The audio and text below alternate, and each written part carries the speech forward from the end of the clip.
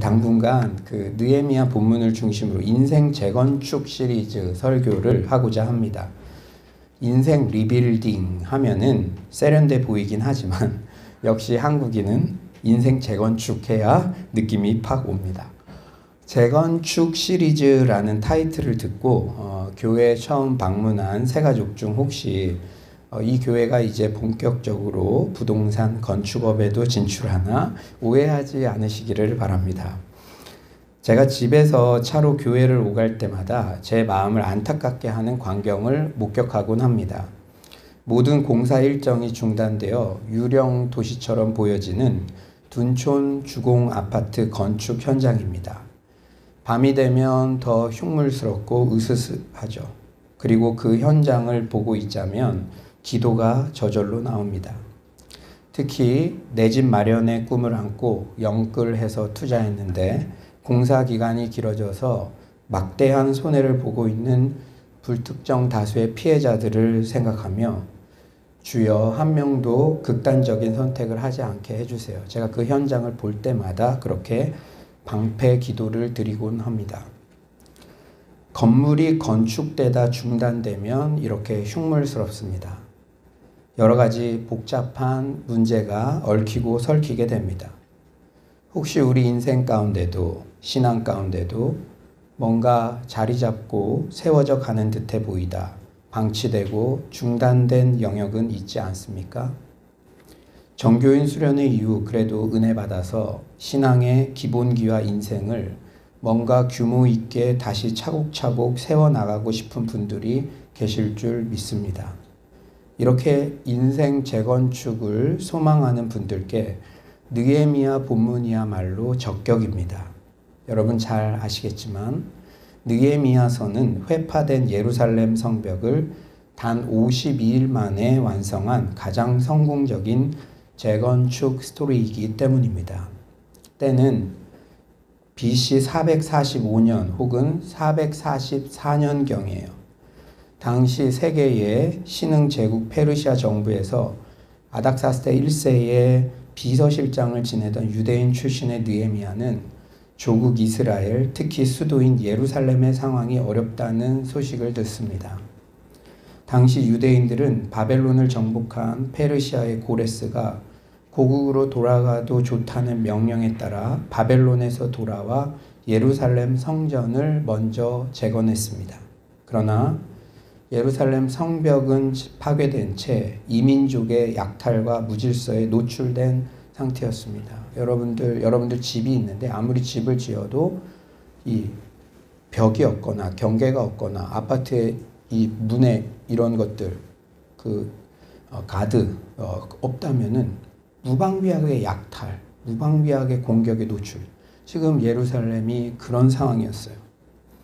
예루살렘 성에 성벽이 없었기 때문에 유대인들의 예배나 신앙생활이 전혀 보호되지 않았습니다.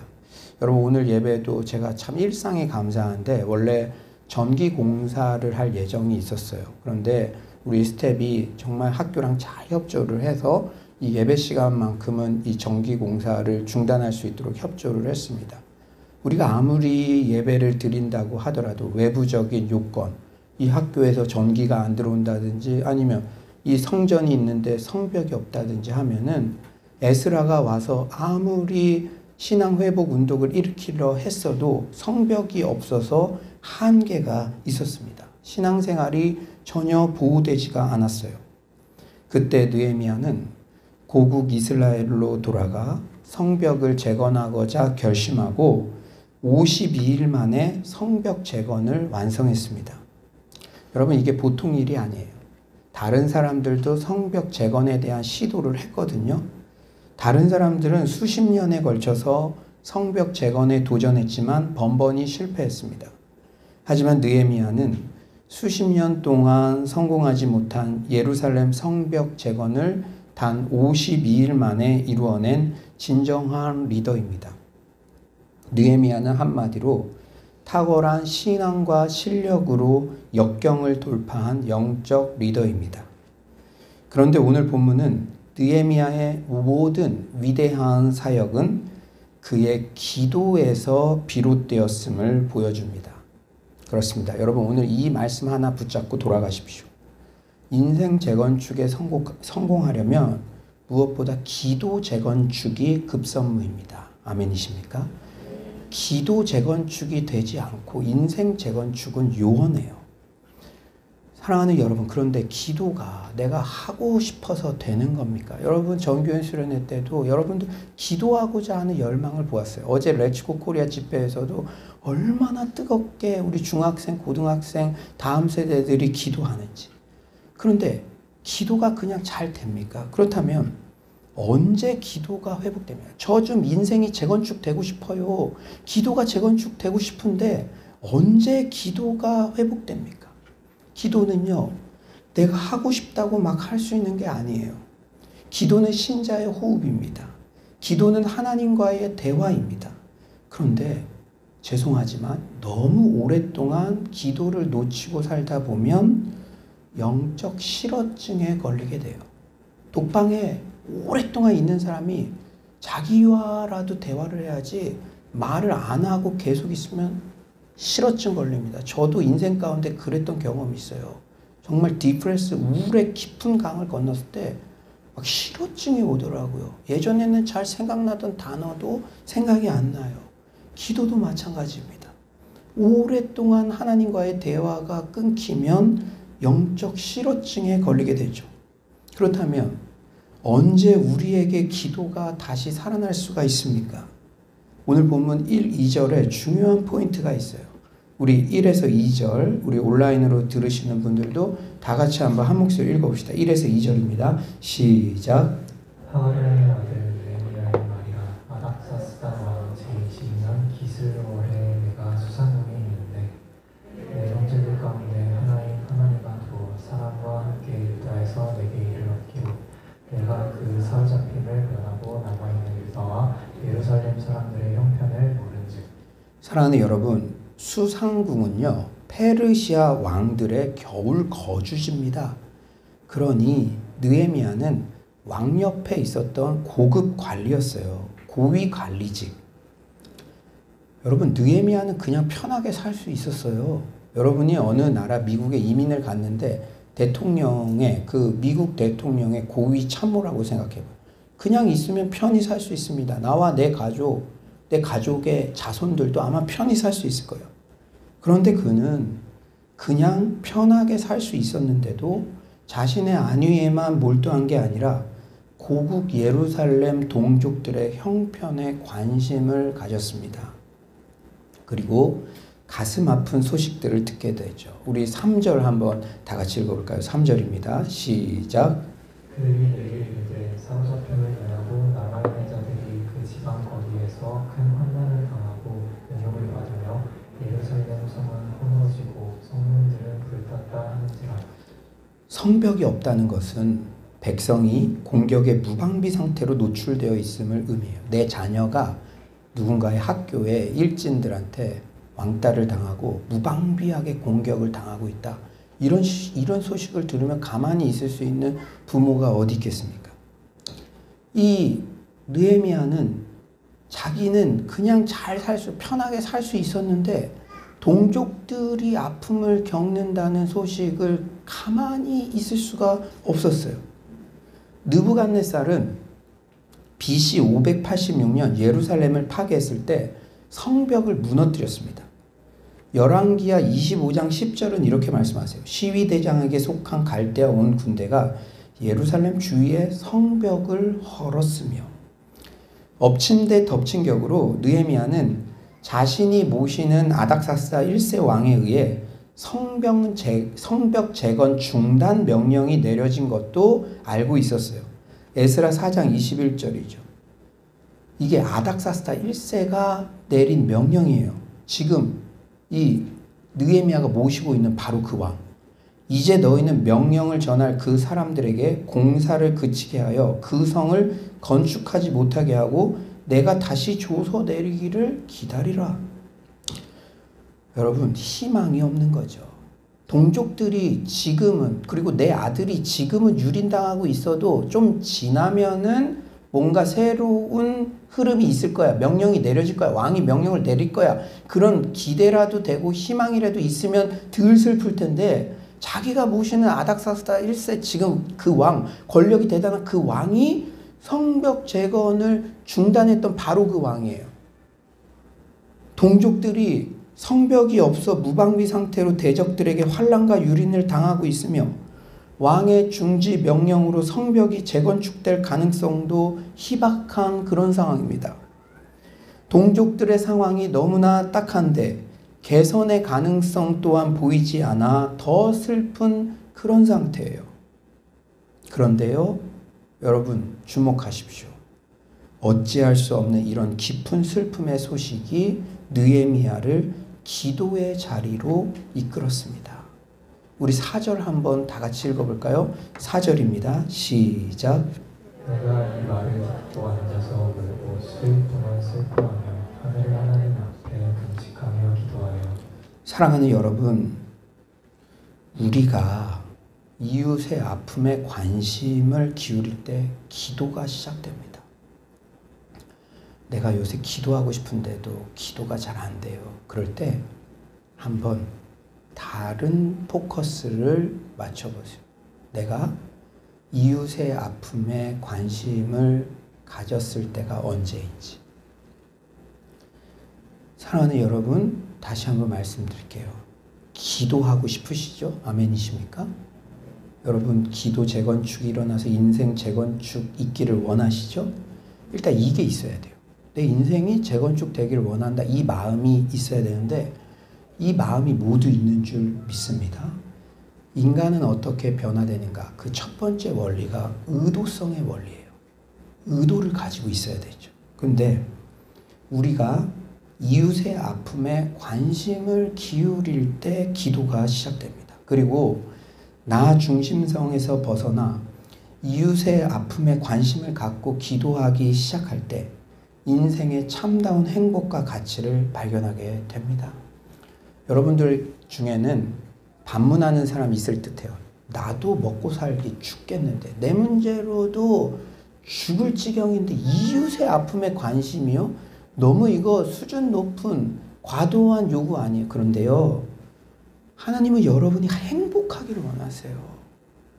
그게 여러분의 행복의 길이기 때문에 하나님께서 우리에게 알려주시는 줄 믿습니다.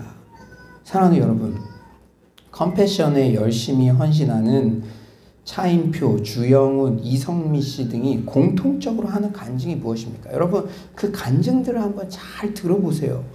공통적으로 간증하는 내용이 있어요.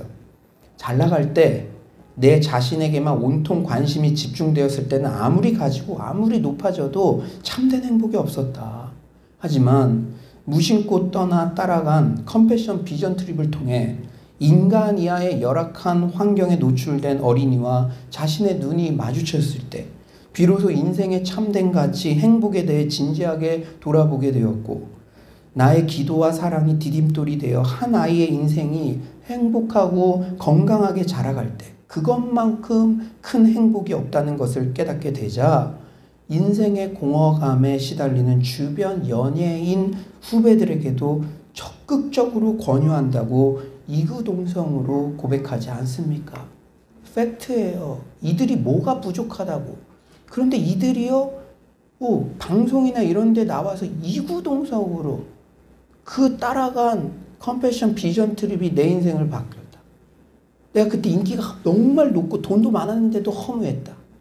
그러니까 이게 진짜니까 마약에 손을 대고 이상한 일들에 연루된 그 후배 연예인들에게 너도 한번 같이 가보자. 권유하지 않습니까? 점점 늘어나지 않습니까? 그들이 사리 분별을 못해서 그렇겠습니까? 상황 판단을 못해서 그렇겠습니까? 그들에게는 자신의 문제가 없어서 그렇겠습니까? 아니죠. 그것만이 참된 행복이고 가치인 것을 발견했기 때문에 진정한 마음으로 그것을 권유하는 것인 줄 믿습니다. 사랑하는 여러분, 우리가 자칫 잘못하면 신앙 좋다는 것을 착각할 수가 있어요. 자신은 신앙에 출중하여 오로지 하나님과 자신과의 관계에만 집중한다며 세상의 소식과 아픔에는 눈을 감아 버리는 것이 결코 좋은 신앙이 아닙니다. 내가 이웃의 아픔에 귀를 기울이고 실제 작은 실천을 했던 적이 과연 언제였는지. 사랑하는 성도님, 하나님의 마음이 있는 곳에 우리의 마음이 있기를 소망합니다.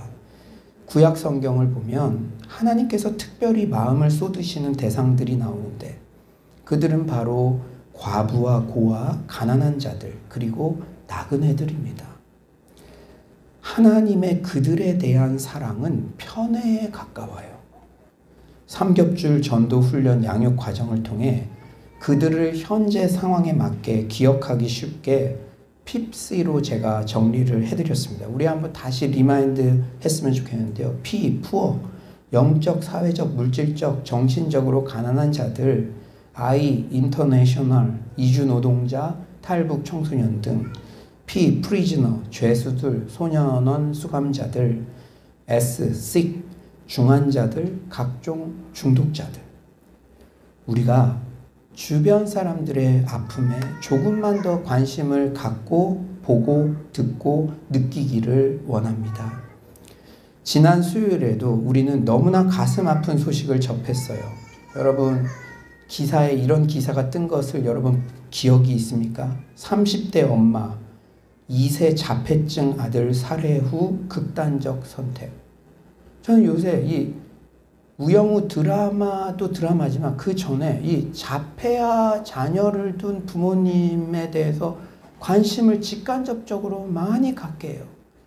그들의 삶이 너무나 지옥같이 힘들다는 거. 지금 여러분, 이 사람이 윤리적으로 도덕적으로 완전히 그지 같은 사람이라서 엄마인데 30대인데 2살짜리 자폐아 아들을 죽이는 엄마가 어디겠습니까? 얼마나 죽도록 힘들었으면 물론 이 일은 성경적으로 우리가 허용될 일은 아니죠. 그러나 이 아픔, 이 엄마가 겪었을 소망 없음, 이것이 우리에게, 사랑하는 여러분, 한번 그 기사를 제가 읽어드릴게요. 자폐증을 앓고 있는 아들을 살해 후 30대 엄마가 극단적 선택을 한 사건이 발생했다. 24일 대구 달서 경찰서, 대구 소방안전본부 등에 따르면 지난 23일 오후 9시 15분께 대구시 달서구의 한 아파트에서 32세 여인이 극단적 선택을 했다.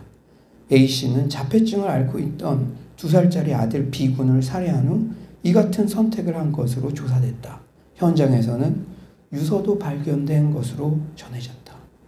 사랑하는 여러분, 이런 소식을 접할 때 하도 코로나 이후에 충격적인 소식이 많으니까 우리는 이미 너무 불감증에 걸릴 수 있으나 이런 소식을 접할 때 잠시라도 눈을 감고 기도해 주시기를 소망합니다. 너무나 분주한 이 시대 가운데도 우리 주변을 열린 눈으로 조금은 천천히 돌아보기를 원합니다. 우리의 가정을 보고 자녀들을 보고 배우자를 보고 찢긴 가슴으로 아파하는 핍스의 이웃들을 본다면 우리의 마음 가운데 자연스럽게 기도가 회복될 것을 믿습니다. 여러분, 뭐 거창한 것부터 시작할 부담 갖지 않으셔도 되어요. 우리는 전교인 수련회 때 어른들과 미션홈 대학생들 1:1 매칭이 되었죠. 특히 지방에서 유학 온 대학생들 가족과 떨어져서 때로는 외롭기도 하고 먹는 것, 입는 것, 자는 것 불편한 게 많을 거예요. 9월 한 달 동안 그 한 명의 학생만이라도 깊이 생각하며 이모티콘 선물이라도 나누며 무엇보다 기도해 주시기를 부탁드립니다. 제가 어제 레츠고 코리아 잠실 주경기장 집회를 하는데 저는 새로운 경험을 했어요. 우리 성도들이 초반에 1시간 반을 그 땡볕에서 했거든요. 제가 개척교회 목양해보니까 자기 자리 지켜주는 사람이 제일 고맙더라고요. 그래서 그 땡볕에서 첫 시작을 했는데 저는 합동 측 이 신학 교육을 받은 보수적인 목사죠.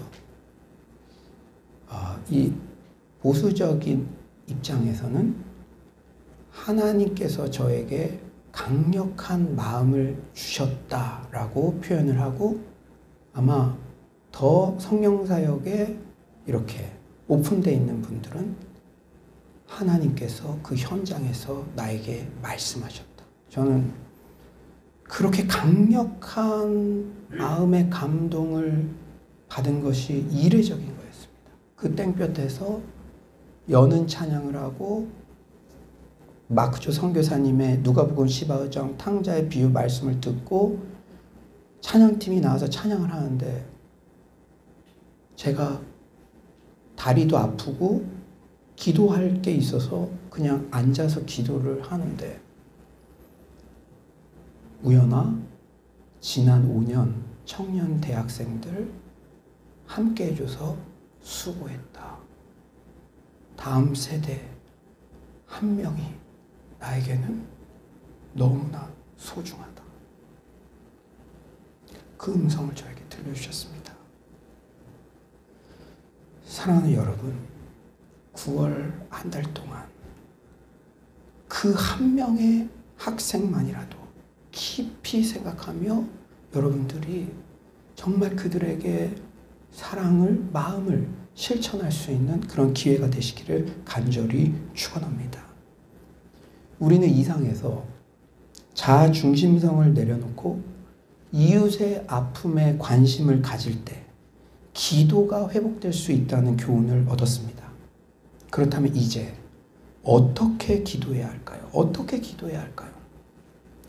우선 기도의 대상을 분명히 알고 기도해야 합니다. 우리 5절 한번 다 같이 읽어볼까요? 5절입니다. 5절 시작. 이르되 하나님, 하늘의 하나님 여호와 크고 두려우신 하나님이여, 주를 사랑하고 주의 계명을 지키는 자에게 언약을 지키시며 긍휼을 베푸시는 주여 간구하나이다. 사랑하는 여러분, 우리의 기도는 벽을 향해서 부르짖는 독백이 아닙니다. 소크라테스나 어떤 철학자들처럼 자기 자신의 양심을 향해서 스스로 기도하는 그런 따위의 기도가 아닙니다. 어려운 일 있을 때만 부처님, 알라, 제우스 다 동원하며 하나님도 끼워 넣는 그런 따위의 기도도 아닙니다. 우리의 기도는 분명히 살아계신 하나님, 인격적인 그 하나님을 향해서 드려지는 것입니다. 그렇다면 우리의 유일한 기도의 대상이신 하나님은 어떤 분이십니까? 우리 5절을 다시 한번 읽어봅시다. 5절입니다. 시작. 이르되 하늘의 하나님 여호와 크고 두려우신 하나님이여, 주를 사랑하고 주의 계명을 지키는 자에게 언약을 지키시며 긍휼을 베푸시는 주여 간구하나이다. 첫 번째로 우리 하나님은 어떤 하나님이신가? 하나님은 내 문제보다 크신 위대한 분이십니다. 아멘이십니까? 여호와 크고 두려우신 하나님이요. 느헤미야는 무엇보다 먼저 Great God, 위대하신 하나님께 기도했어요. 사랑하는 여러분, 우리의 문제가 아무리 크게 느껴져도 하나님은 그것보다 크신 분, 위대하신 분이심을 잊지 맙시다. 성경은 곳곳에서 하나님의 본성, 행위, 속성들은 어떤 것과도 비교할 수 없을 정도로 탁월하고 위대하며, 그러므로 하나님은 모든 찬양을 받으시기에 합당하신 분이심을 강조합니다. 예레미야 10장 6절 한번 다 같이 읽어볼까요? 시작. 여호와여, 주와 같은 이 없나이다. 주는 크시니 주의 이름이 그 권능으로 말미암아 크십니다. 이사야 선지자는 하나님이 하신 모든 행위들이 위대하심을 강조합니다. 이사야 55장 9절입니다. 시작. 이는 하늘이 땅보다 높은 같이 내 길은 너희의 길보다 높으며 내 생각은 너희의 생각보다 높음이니라. 그러므로 시편 기자는 하나님을 모든 찬양을 받으시기에 합당한 위대한 왕으로 표현합니다. 시편 47편 7절이죠. 다 같이 읽어봅시다. 하나님은 온 땅의 왕이심이라 지혜의 시로 찬송할지어다. 아멘. 여러분들이요, 기도할 때 내 문제보다 위대하고 크신 분이 하나님이시라는 믿음이 있어야 바른 기도 드리게 될 줄 믿습니다. 그게 우선 있어야죠. 여러분들이 인생에 어떤 문제를 가지고 있든 하나님께서는 그 문제보다 크신 분이십니다. 두 번째로 하나님은 어떤 분이신가? 우리 다 같이 한번 읽어볼까요? 하나님은 시작. 하나님은 약속을 반드시 지키시는 분이시다. 아멘. 5절. 주를 사랑하고 주의 계명을 지키는 자에게 언약을 지키시며 느헤미야는 기도를 시작하며 하나님께서 이스라엘 백성에게 주신 언약을 언급하고 있죠. 신의 산 언약이 무엇입니까?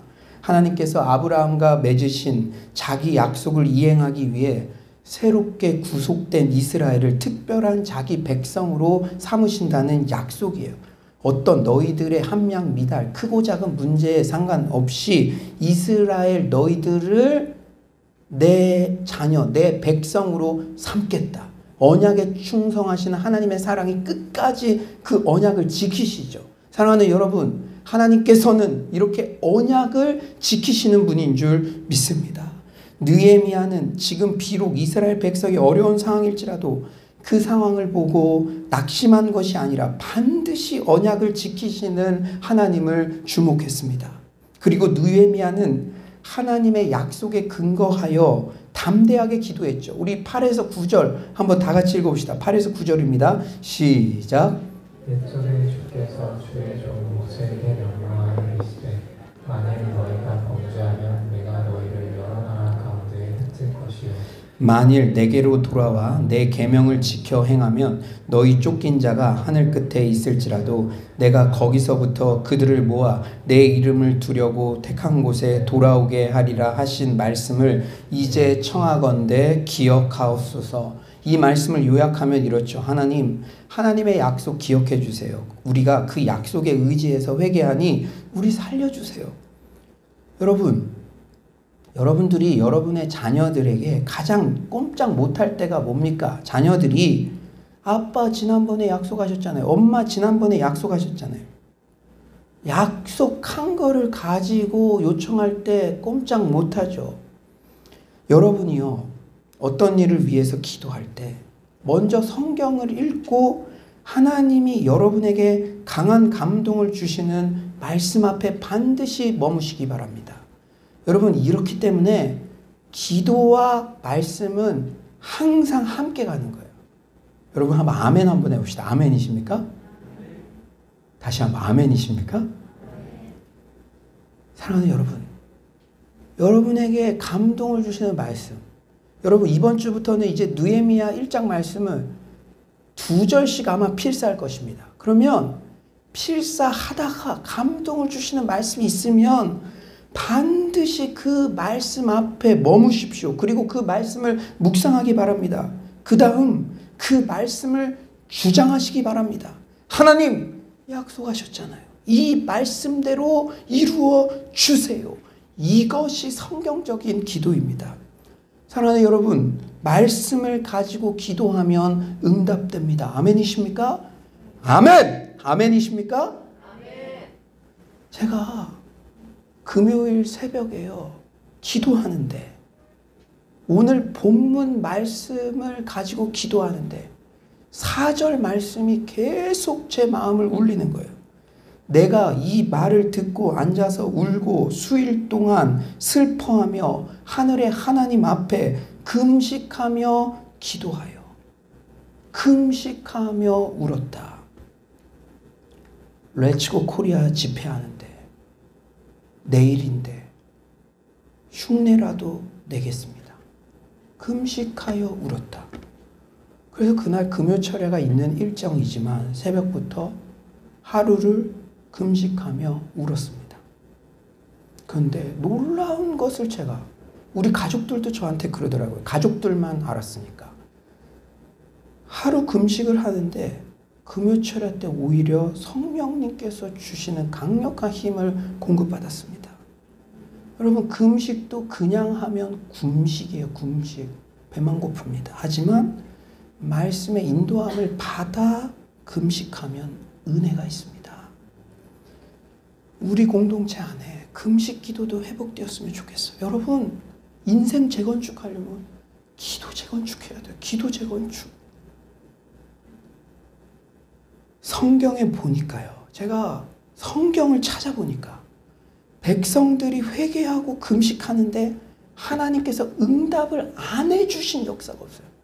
백성들이 회개하고 금식했는데 응답 안 해준 사례 있으면 저한테 가져와 봐요. 없어요, 없어요. 여러분, 응답 받고 싶잖아요.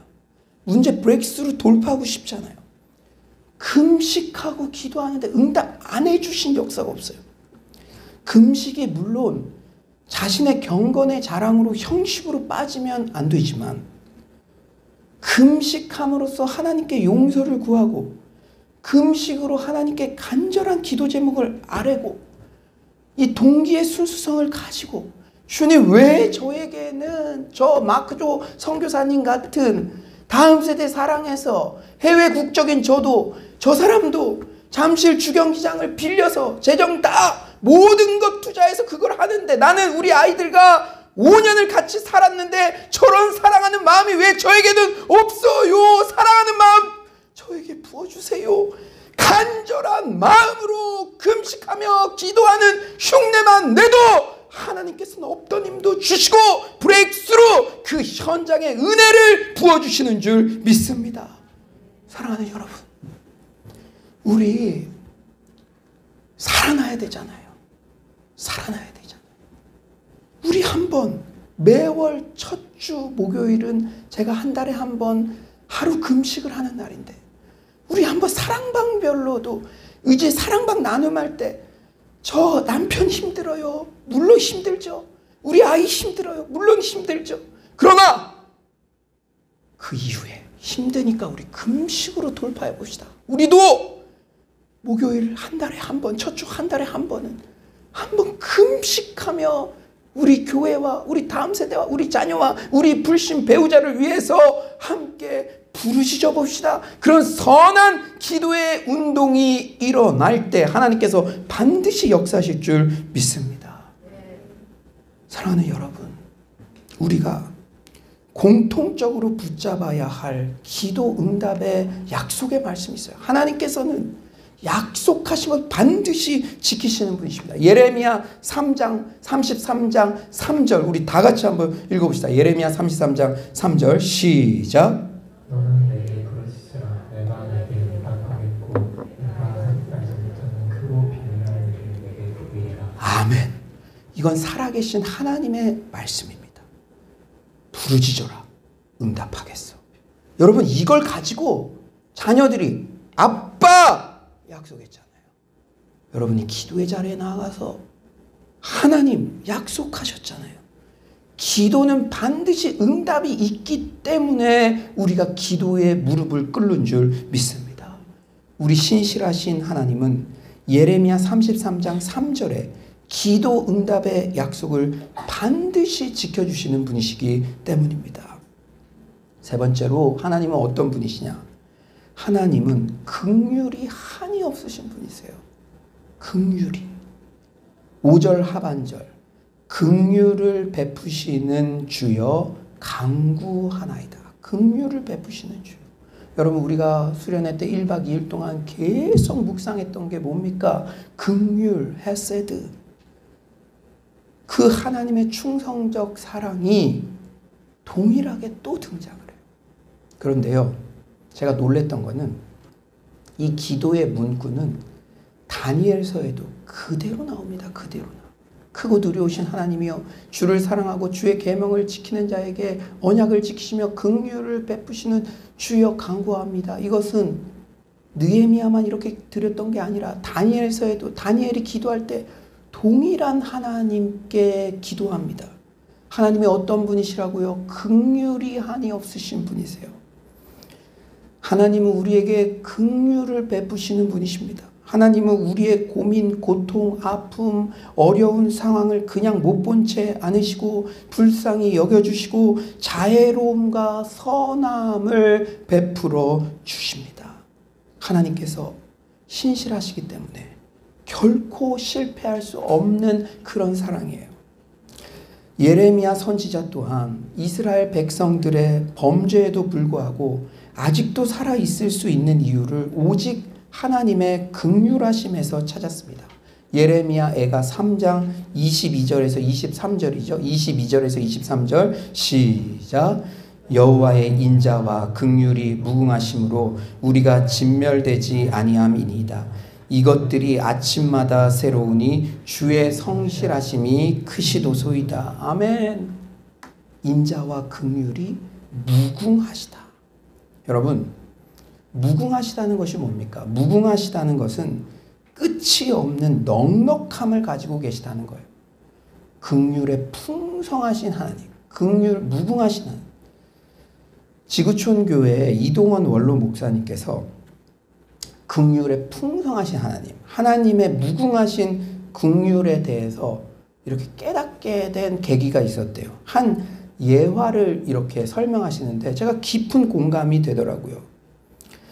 빈민 선교를 하는 어느 목사님이 바다 구경을 한 번도 못한 가난한 빈민촌 청소년들을 차에 태우고 바닷가에 도착해서 모래사장에 내려놓자 한 아이가 울더랍니다. 제가 중국 선교할 때도요, 그 중국의 빠치오라는 지역에 있는 아이들은요, 평생 바다를 한 번도 못 보고 죽습니다.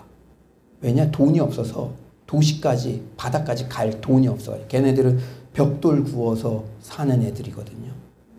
저도 그런 애들을 만나봤어요. 근데 이 빈민, 그 아이 중에 하나가 바닷가에 데려가니까 펑펑 울더래요. 목사님이 왜 우느냐고 물었더니, 목사님, 저는 오늘 태어나서 처음으로 넉넉하다는 것이 무엇인지 알 것 같습니다. 라고 대답했답니다. 그 아이를 목사님이 꼭 안아주시면서, 그래요, 우리를 향한 하나님의 사랑과 긍휼은 저 바다처럼 끝이 없이 넉넉하시지요 라고 말해주었다고 합니다. 그 무궁하신 긍휼이 우리를 지금도 감싸서 우리가 지금 이 자리에 있는 줄 믿습니다. 이제 말씀을 정리하겠어요. 어제는 잠실 주경기장에서 렛츠고 코리아 집회가 있었습니다. 사실 이 집회 준비 단계에서부터 저에게는 적잖은 영적인 충격을 받았어요. 여러분, 아마 조소하는 사람들도 있었대요. 지금이 어느 때인데 그렇게 무모하게 대형교회가 막 동원되는 것도 아니고, 집회위원장, 공동대회장, 막 누구 이름 막 홍보하는 것도 아니고, 그렇게 순수하게 그렇게 하는데 모이겠어? 그러나 사진을 보십시오. 하나님이 하셨습니다. 회비도 받지 않고 잠실 주경기장을 되관한다는 것은 제정신으로는 할 수 없는 일입니다. 대한민국의 청년 대학생 다음 세대를 진짜 사랑하는 마음 없이는 도전할 수 없는 일입니다. 그러면서 오늘 설교를 준비하는데, 제가 금요철야 때는 아브라함 생각이 많이 났고, 오늘 설교 준비하면서는 마크조 선교사님과 느헤미야가 많이 오버랩 되더라고요. 코로나 3년을 겪으면서 성벽이 회파된 것 같은 다음 세대들, 말씀, 기도, 예배, 수련회 등이라는 신앙의 성벽들이 무너지자 미디어 중독, 게임 중독, 쇼핑 중독, 음란, 동성애 등에 무차별적으로 유린당하는 다음 세대를 그냥 보고만 있을 수 없어 뭐라도 해야겠다는 심정으로 무너진 성벽을 재건하는 마음으로 집회를 준비하셨으리라, 그런 마음이 저에게 부어지더라고요. 사랑하는 성도님들, 우리가 느헤미야처럼 우리 주변의 이웃들의 아픔에 관심을 가져봅시다. 너무 바빠서 관심이 잘 안 져지면 한 끼 금식, 하루 금식을 해서라도 우리 마음 안에 사랑과 관심을 부어달라고 강구해 봅시다. 여러분, 제가 매일 주일 설교할 때마다 숙제 드리는 게 아니에요. 이 길이 여러분이 행복할 수 있는 길입니다. 아멘입니까? 이 길이 여러분이 재건축될 수 있는 길이에요. 여러분이 다시 무너졌던 것들이 세워지는 길입니다. 여러분, 어제요, 그 집회 때 우리 아이들이 앉아 있는데 어떤 스웨덴의 목사님께서 오셔서 이것은 부끄러운 일이 아닙니다. 중독, 부정적인 생각, 죽고 싶다는 생각, 자살 충동, 음란 그런 것들이 사로잡아서 내가 그것을 끊고 싶어도 어쩔 수 없는 분 주님 앞에 나오십시오. 이것은 부끄러운 것이 아닙니다. 그 공개적인 자리에서. 그런데 아이들이 일어나더라고요. 저는요, 그 아이들을 보면서 미안함과 또 깊은 슬픔 가운데 제가 다시 한번 그때 울컥했습니다. 사랑하는 여러분, 비단 그 현장에 참여한 아이들 뿐이었을까요? 여러분들 다 있잖아요. 여러분들 다 있잖아요. 여러분들이 더 이상 이루고 싶지 않은 부분들, 세워지고 싶은 부분들, 인생 가운데 있잖아요. 기도 재건축이 인생 재건축인 줄 믿습니다. 사랑하는 여러분, 다른 사람의 아픔에 한번 조금 관심을 가져봅시다. 지금 인생의 성벽이 회파된, 그러나 핏덩어리라도 살아있으라 하시는 하나님 말씀 때문에 거리에 있는 아이들과 우리 자녀들과 우리 성도들이 너무나 많습니다. 코로나 3년을 지내면서 인생의 성벽이 회파되어 신앙 재건축, 인생 재건축해야 할 이웃들이 우리 주변에 너무나 많습니다. 인생 재건축은 기도 재건축으로부터 시작된다는 사실을 잊지 마시기 바랍니다. 하나님은 내 문제보다 크신 분이시며 기도 응답의 약속을 반드시 지키시는 분이시며 긍휼에 한이 없으신 분이시라는 사실을 확신하며 다시 한번 기도의 무릎을 세우는 서울의 모든 성도님들 되시기를 간절히 축원합니다.